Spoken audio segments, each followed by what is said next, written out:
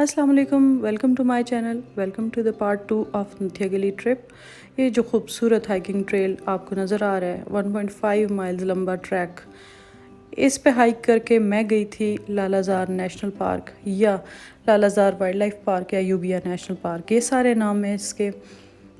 पूरा ट्रेल कैसा है, कौन कौन सी चीज़ें हैं जिसका आपने ध्यान रखना है, व्यूज़ कैसे हैं, कौन सा मौसम है जो यहाँ पे विज़िट करने के लिए बेहतर है, ऊपर चढ़ के आपको क्या क्या फैसिलिटीज़ हैं जो अवेलेबल हैं, ये सब की सब आपके साथ डिटेल में शेयर करूँगी। And at the same time cooking experience जो हमारा रहा, हम अपने साथ सारी चीज़ें लेके गए, हमने अपना खाना ऊपर बनाया, वो भी आपके साथ शेयर करूँगी।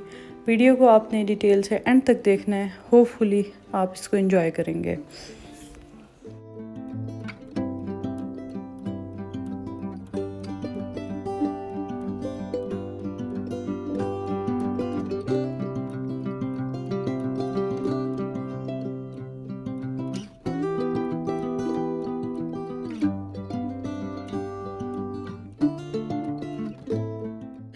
इस वक्त ये जो खूबसूरत ट्रेल आपको नज़र आ रहा है, इस ट्रेल पे चढ़ के तकरीबन 8000 फीट की बुलंदी पे एक वाइल्ड लाइफ पार्क है जिसका नाम है लालाज़ार वाइल्ड लाइफ पार्क या लालाज़ार नेशनल पार्क भी इसे कहा जाता है। और 1984 में ये इस्टेब्लिश हुआ था और उस टाइम पे इसका नाम अयूबिया नेशनल पार्क रखा गया था। पाकिस्तान के सेकंड प्रेसिडेंट अयूब खान के नाम के अकॉर्डिंग इसको नाम दिया गया था। इस टाइम इसको लालाज़ार वाइल्ड लाइफ पार्क कहा जाता है और ये इसलिए कि जिस माउंटेन पे ये लोकेटेड है उसका नाम लालाज़ार है और लालाज़ार का बेसिकली मतलब होता है एक बाग या एक गार्डन। तो तकरीबन 8000 फीट की बुलंदी पर वाक़ होने की वजह से यहाँ का जो टेम्परेचर है नहायत ख़ूबसूरत है। ये वाइल्ड लाइफ पार्क बेसिकली जब बनाया गया था तो ये कोई ऑलमोस्ट 8000 एकड़ तक ज़मीन जो है इस पे बनाया गया था, बट 1998 में फ़र्दर इसके अंदर एडिशन की गई और इस एरिया को डबल कर दिया गया। और इस पार्क को बनाने का मकसद जो था वो वाइल्ड लाइफ की कंजर्वेशन, बेसिकली जो यहाँ की प्लांट लाइफ है, जो ये खूबसूरत दरख्त आप देख रहे हैं, कोनीफेरस फॉरेस्ट्स हैं, ब्रॉड लीफ ट्रीज़ हैं, तो उन सब की कंजर्वेशन के लिए ये पार्क बनाया गया था। बहुत ज़्यादा खूबसूरत ट्रेल है, बहुत हद तक बना हुआ है, काफ़ी ज़्यादा लोग जो है इसको बड़े आराम से कवर कर लेते हैं।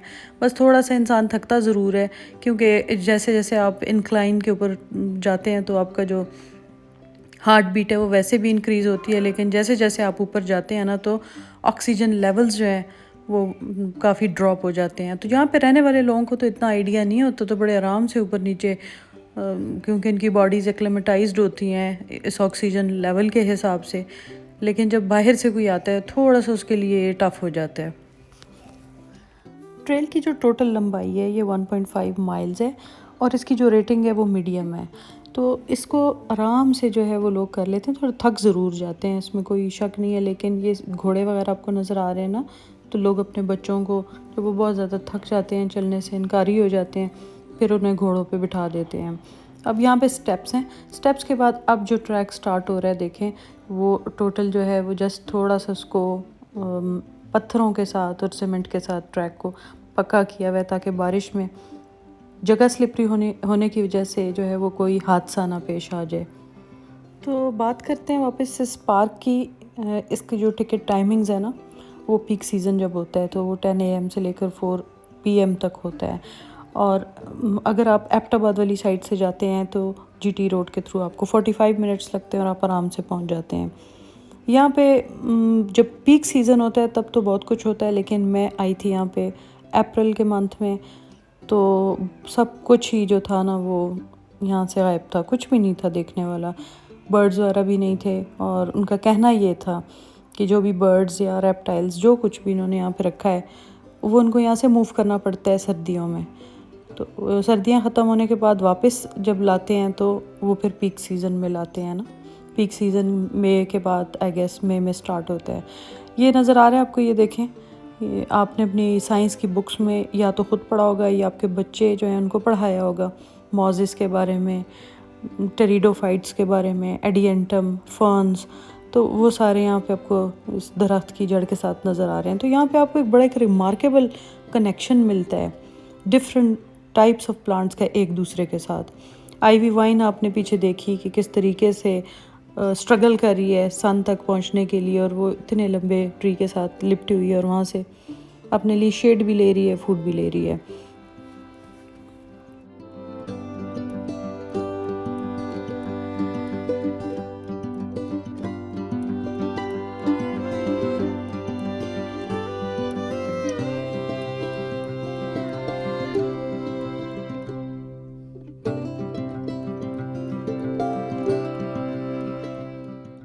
तो एबटाबाद से तो आपको लगते हैं 45 मिनट्स, लेकिन अगर आप इस्लामाबाद वाली साइड से आएंगे तो आपको लगेंगे 2 आवर्स।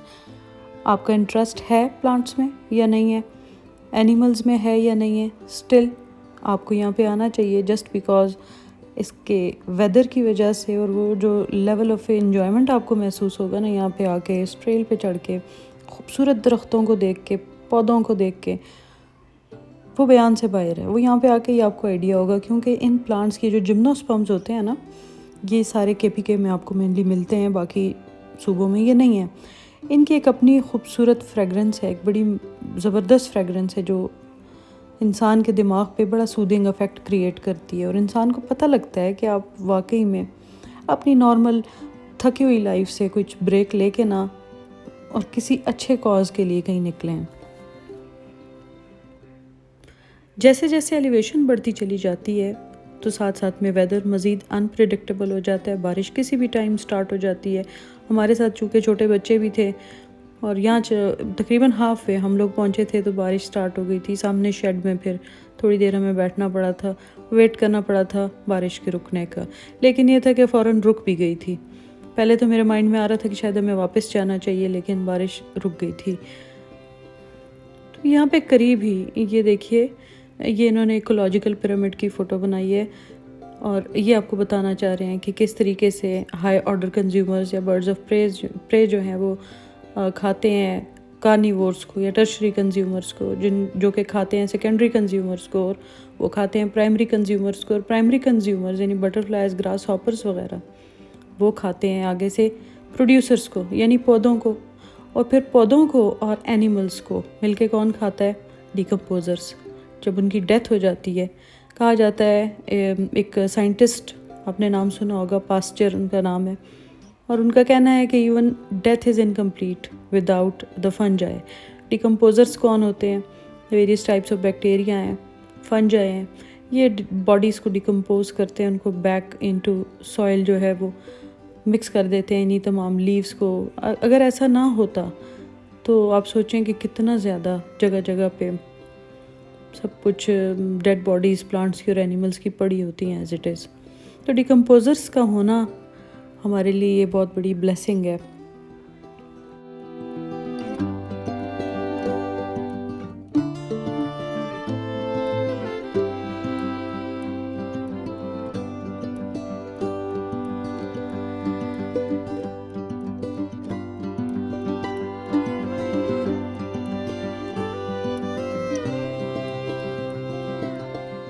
ऐसी जगहों पर आना ना सिर्फ आपके लिए इंजॉयबल होता है, रिफ़्रेशिंग होता है, एट द सेम टाइम बच्चों के लिए बहुत ज़्यादा लर्निंग का बायस भी होता है, क्योंकि जब वो ऑन ग्राउंड अपनी आंखों से सारी चीज़ें देखते हैं ना, बहुत सारे बच्चे हैं जो साइंस से दूर भागते हैं, प्लांट से तो बहुत सारे लोग ही दूर भागते हैं उनकी स्टडीज़ से, लेकिन ये वो जगह है कि जहाँ पे ऑन ग्राउंड आके प्रैक्टिकल फॉर्म में प्लांट लाइफ को बंदा स्टडी कर सकता है, देख सकता है, और एक अपना कनेक्शन जो है बना सकता है प्लांट्स के साथ।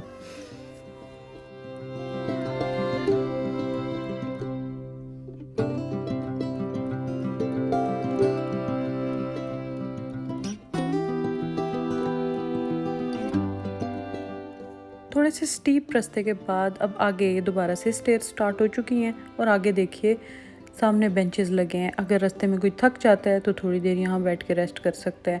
बोर्ड लगा हुआ है जो कि थोड़ी सी डिटेल्स इस पे दर्ज है कि ये वाइल्ड लाइफ पार्क जो है इसको बनाने का ऑब्जेक्टिव क्या था। इसका देखिए पुराना बोर्ड है ना, यूबिया नेशनल पार्क नाम एज इट इज़ इस पे दर्ज है। तो मेन मकसद इस पार्क का था इको टूरिज़म की प्रमोशन, और इस पार्क के साथ टूरिज़म को एसोसिएट करने के बाद रोज़गार के मौके प्रोवाइड करना यहाँ के लोकल्स के लिए, क्योंकि ये वो एरियाज़ है ना, स्पेशली पहाड़ी इलाके, जहाँ पे लोग जो है वो बहुत हैंड टू माउथ लाइफ गुजारते हैं, क्योंकि इनके पास लाइवलीहुड के ज़रिए ना होने के बराबर होते हैं। सामने देखिए ये दरख्त कह रहा है कि adopt me, they say that my parents were killed by something called development. कितना प्यारा मैसेज दर्ज है ना। अब ये ट्रीज़ तो इतने खूबसूरत ट्रीज़ हैं और इतने ज़्यादा ये लॉन्ग इनका ग्रोथ स्पैन होता है कि हज़ारों साल ये ज़िंदा रहते हैं। कोई ट्री है जो 1000 साल तक, कोई 3500 ईयर्स भी ज़िंदा रहते हैं। ये देखिए स्नो पड़ी हुई है, पता नहीं कितनी पुरानी है लेकिन पड़ी हुई है। मेल्ट होने से क्यों बची हुई है? लो टेम्परेचर्स की वजह से। ठंड है यहाँ पे, गर्मी बिल्कुल भी नहीं है। मैं चूँकि अप्रैल के मंथ में आई थी तो अप्रैल में यहाँ पे अच्छी खासी खुनकी थी हवा में। छोटे बच्चे जो है ना वो उनको यहाँ पे लाना सेफ़ है, लेकिन बच्चों का बहुत ज़्यादा ख्याल रखना पड़ता है। हाथ से पकड़ के उनको आपने इस ट्रेल पे ऊपर भी लेके जाना है, नीचे भी लेके आना है। और इसके अलावा इस चीज़ का भी ध्यान रखना है कि आपके अपने जो जूते हैं, बच्चों के जूते बिल्कुल भी स्लिपरी नहीं होने चाहिए। दूसरी बड़ी इंपॉर्टेंट चीज़ जो आपने अपने माइंड में रखनी है, एलिवेशन पे जितनी भी जगह होती हैं वहाँ पे टेम्परेचर बहुत ज़्यादा लो होता है। अगर आप एबटाबाद वाली साइड से आ रहे हो और आप कह रहे हैं मुझे तो बहुत शदीद गर्मी लग रही है, पतले कपड़े बच्चों को पहनाए हैं, आपने उनके मोटे कपड़े लाजमी साथ रखने हैं, क्योंकि जब आप ऊपर चढ़ते हैं तो ऊपर ठीक ठाक ठंड होती है। मैंने आपको पिछली वीडियो में बताया था for every 100 metres increase 0.7 degree centigrade गिर जाता है। तो वो तकरीबन 2400 मीटर्स तक ऊंचाई पे आप आइडिया लगाएं कि किस हद तक ठंड हो सकती है। गार्बेज बिन देखें, पुराने वक्तों का गार्बेज बिन है, स्टोन से बना हुआ है, और इसको निकालते कैसे हैं गार्बेज को, क्वेश्चन मार्क है। अब ये सामने ट्री पे एक और मैसेज दर्ज है और कह रहा है कि dam I feel so helpless, क्योंकि ये किसी को मना नहीं कर सकता। कोई इसे नुकसान दे या इसे काटे तो ये उसे बिल्कुल भी कुछ कह नहीं सकते। हेल्पलेस तो ये है।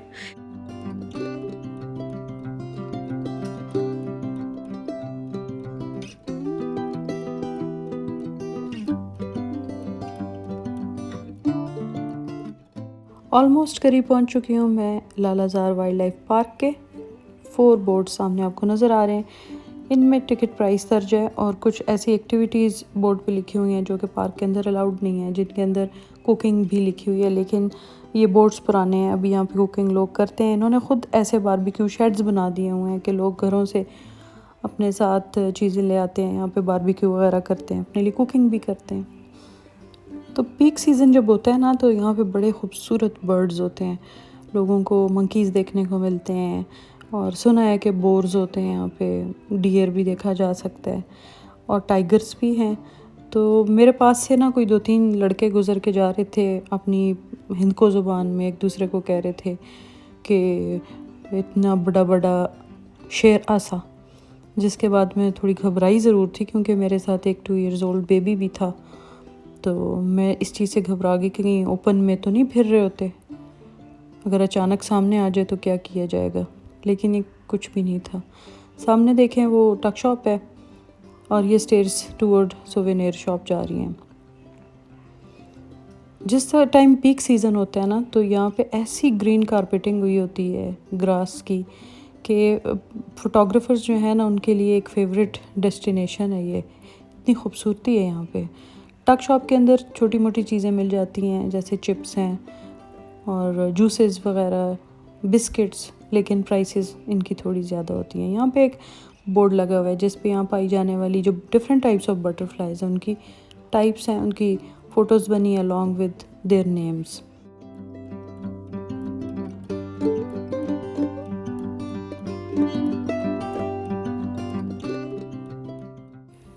अब ये ट्रेल स्ट्रेट जा रहा है, मैं लेफ़्ट वाले ट्रेल पे ऊपर जाऊंगी और हम लोग वहाँ जाके एक शेड के नीचे बैठ के थे, व्यूज़ को एंजॉय कर रहे थे। एट द सेम टाइम हमने अपने लिए खाना बनाया। नान तो हमने बाज़ार से ले लिए थे, पिछले व्लॉग में आपको जगह दिखाई थी, वहाँ पे एक नान शॉप थी, वहाँ से हमने नान ले लिए थे। और मेरे साथ भाई था, भाई की फैमिली थी, तो मेरे भाई ने जो है वो बड़ी मज़ेदार सी कढ़ाई बना दी थी। तो वेट तो नहीं हो रहा था कढ़ाई बनने का, लेकिन बहुत मज़ेदार कढ़ाई बन गई थी। जितनी ज़्यादा भूख इंटेंस हो गई थी ना उसको खाने का, उतना ही मज़ा आया था। होता है ये, एक चीज़ और माइंड में आप लोगों ने रखनी है, कोई भी बंदा अगर किसी ऐसी लोकेशन पे जाता है और उसको वहाँ कुकिंग भी करनी है, तो आपको भी पता होना चाहिए कि चीज़ें जो हैं वो ऊपर जितनी ज़्यादा ऊंचाई होती है चीज़ें देर से गलती हैं ना, टाइम ज़्यादा लगता है, तो आप अपनी टाइम की कैलकुलेशन अकॉर्डिंगली कीजिएगा। ये शेड्स बने हुए हैं, लोग यहाँ पे बैठते हैं, कोई तो बने हुए खाने ले आते हैं, कोई अपने लिए बना भी लेता है। ये व्यूज़ देखें, माउंटेन्स नज़र आ रहे हैं, खूबसूरत खूबसूरत दरख्त हैं। इन दरख्तों की तो वो बात है ना कि यहाँ पे आके आपको आइडिया हो सकता है कि इन दरख्तों की वजह से इस माहौल में कितनी खूबसूरती है। ये छोटा बेबी है मेरा, ये भी इतना ज़्यादा यहाँ खुश हो गया था, एंजॉय कर रहा था। सबसे ज़्यादा मुझे लगता है किसी भी चीज़ को बच्चे एंजॉय करते हैं, और आपको इसी एज से अपने बच्चों के अंदर लव फॉर नेचर क्रिएट करना है, तभी जाके ये बड़े होके नेचर को नुकसान पहुंचाने से गुरेज करते हैं, नेचर से प्यार करते हैं, पौधों दरख्तों से प्यार करते हैं, और इन्वायरमेंट की कंजर्वेशन के लिए कोई ना कोई काम करने में मददगार साबित हो सकते हैं। ये शेड है, यहाँ पे हम लोग बैठ गए थे, और यहीं पे फिर हमने अपना कुकिंग हमने किस चीज़ पे की थी वो भी आप आगे देखिएगा।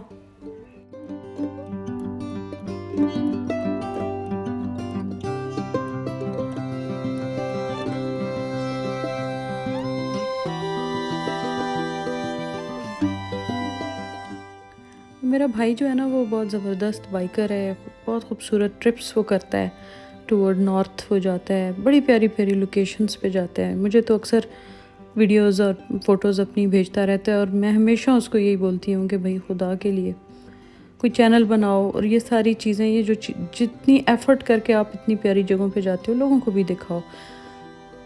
अब देखें कब वो ये चीज़ करता है। तो ये मेरे भाई ने अपने लिए हर तरह का जो गियर है ना वो रेडी रखा हुआ है, अपने साथ सारी चीज़ें लेके जाता है, जहाँ पे उसका दिल करता है वहाँ रुकता है, अपने लिए कुकिंग करता है।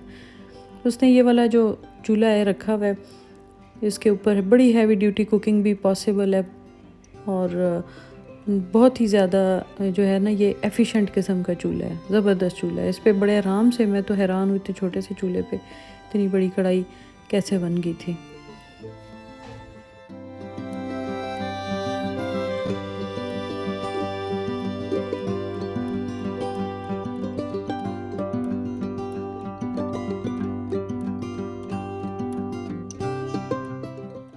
कढ़ाई उसने बनाई थी अपने स्टाइल में, चिकन को उसने फ्राई किया था, फिर अदरक लहसुन कटी हुई बारीक कटी हुई डाल दी थी, फिर उसने उसमें टमाटर डाले थे, फिर उनके छिलके उतार दिए, उसको अच्छी तरह उसमें मैश कर दिया।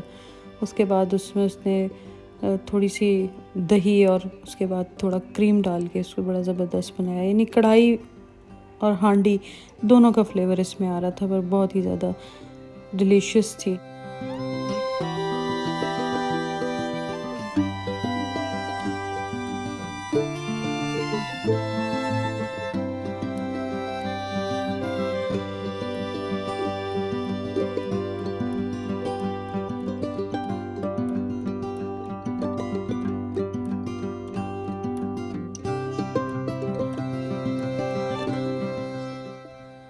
तो आप देख रहे हैं कैसी ज़बरदस्त कढ़ाई तैयार हो रही है। बस मैं मसाले जा रहे हैं, मसालों के बाद थोड़ा दही और उसके बाद थोड़ी सी क्रीम इसमें जानी है।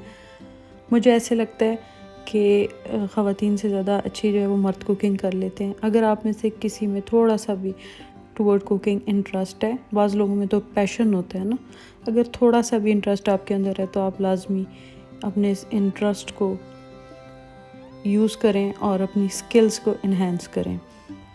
ज़रूरी नहीं होता कि बस ख़वातीन ने ही कुकिंग करनी है, जिसका जो जिस तरफ भी इंटरेस्ट है उसको वो चीज़ करनी चाहिए। स्पेशली जब आप ऐसी जगहों पे जाते हैं ना और वहाँ पे आपको अच्छा खाना नहीं मिलता, अच्छा खाना अच्छी जगहों पे अच्छा खाना मिलता है, लेकिन ये जो बहुत रिमोट जगह होती हैं बहुत अच्छा खाना अवेलेबल नहीं होता। इससे अच्छा आप ख़ुद बना सकते हैं। तो बेहतर है चंद बार घर में प्रैक्टिस करें, कुछ छोटी मोटी चीज़ें, सिर्फ 2-3 चीज़ें ही सीख लें, लेकिन उसको सीख लें। और जब आप लोग ट्रिप्स वगैरह पे जाते हैं तो वहाँ अपनी कुकिंग खुद किया करें। मेरे भाई जो है ये तो अपने लिए वहाँ पकौड़े भी बनाता है और हलवे भी बनाता है, कढ़ाइयाँ भी बनाता है। ये हमने एक टमाटर काट के इसमें हल्का सा लहसुन और मिर्चें काट के इसका कचूमर टाइप बना दिया था। तो ये भी इस कढ़ाई के साथ ना बड़ा ज़बरदस्त लग रहा था। बस क्रीम डल गई है और क्रीम डलने के बाद इसकी लुक देखें, ज़बरदस्त लुक आई है। तो हम लोगों ने तो इसको नान के साथ एंजॉय किया था। हमारे साथ एक और उस साइड पे जो बारबेक्यू शेड था ना, तो वहाँ पे कुछ लड़के थे जो अपने साथ मैरिनेटेड चिकन लाए हुए थे और वो अपने लिए ये टिक्के बना रहे थे और बहुत एंजॉय कर रहे थे।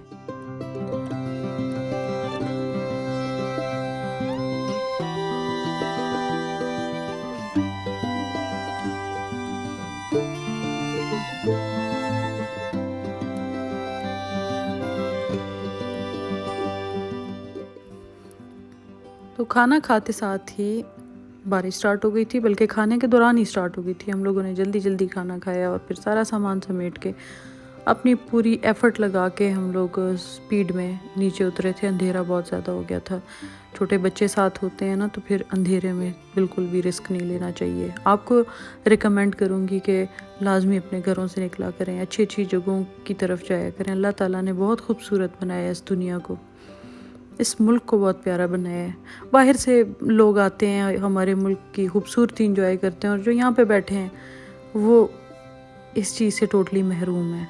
तो अपने लिए लाजमी टाइम निकाला करें, अपने लिए प्लानिंग करके, सेविंग करके ऐसी जगहों पे आया करें। आज का ये व्लॉग आपको कैसा लगा कमेंट बॉक्स में मुझे लाजमी बताइएगा। कोई भी ऐसा सब्सक्राइबर हो जो कि पाकिस्तान से बाहर से हो, तो वो लाजमी अपने कमेंट में मेंशन किया करे कि वो कहाँ से मेरे चैनल को देख रहा है। Thanks for watching. अपना बहुत ख्याल रखिएगा। अल्लाह हाफिज़।